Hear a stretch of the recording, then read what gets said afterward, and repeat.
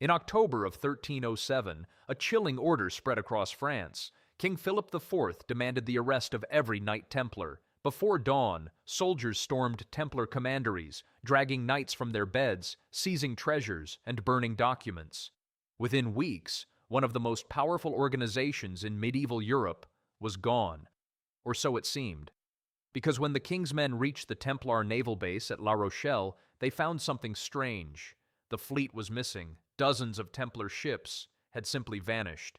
No wrecks, no survivors, no trace. So what happened to the lost Templar fleet? Did it sink beneath the Atlantic? Or did the knights escape with their treasures, beginning a new secret chapter in history? The Templars weren't ordinary monks. They were warrior bankers, men of faith and finance who built a network that spanned continents. They owned land from England to Jerusalem, ran one of the first international banking systems, and guarded the wealth of kings and popes. By the 13th century, their fleet rivaled that of any kingdom. But their success made them powerful.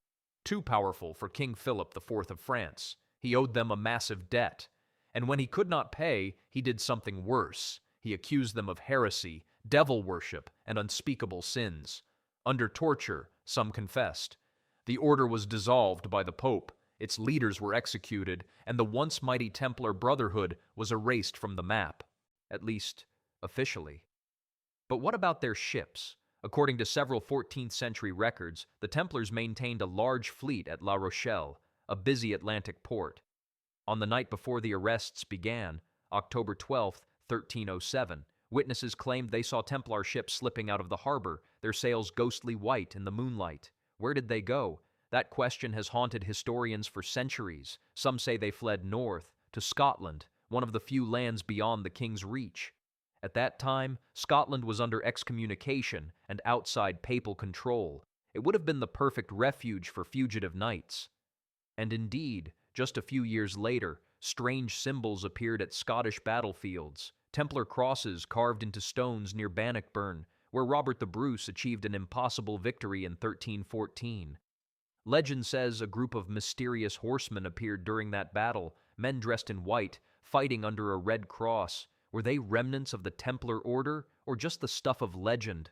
Another theory points west, across the Atlantic. Long before Columbus, medieval maps showed mysterious western lands. The Templars were skilled sailors, mathematicians, and navigators. Could they have reached the Americas centuries early? Some researchers note that the Newport Tower in Rhode Island resembles medieval Templar architecture. Others claim hidden carvings in Nova Scotia's Oak Island bear the Templar cross, suggesting the fleet may have carried its treasures or secrets there. It sounds far-fetched, but history is full of surprises. After all, the Templars' vast archives vanished with them, their roots, their vaults, their hidden commanderies. If they had planned an escape, it was meticulous, and they had both the ships and the gold to do it. Still, not all mysteries require myths. Some historians believe the Templar fleet may never have existed at all, that the missing ships were exaggerated by later chroniclers. But records from La Rochelle's port ledgers do show Templar activity, and several dock accounts from 1307 abruptly end that autumn. Something happened there, and whatever it was deliberate. Centuries later, the Templar name didn't vanish. It evolved into legend. Secret societies like the Freemasons adopted Templar symbols and rituals. Some of their earliest documents even claim descent from surviving knights. Whether that's truth or myth remains unknown. But it shows something important. The world couldn't let go of the idea that the Templars endured. Their discipline, secrecy, and power made them larger than life. Even today, they live on in conspiracy theories, books, and films, as protectors of ancient relics and guardians of forbidden knowledge. So what really happened to the lost Templar fleet? Did it escape north, sail west, or vanish beneath the waves? Maybe the truth lies somewhere between history and myth.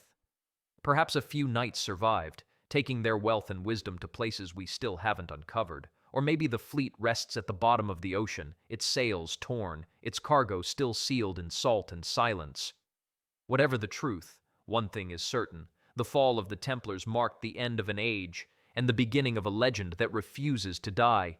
Even after 700 years, the question still echoes: did the Knights Templar truly vanish, Or did they escape, leaving behind a trail of secrets hidden in the tides?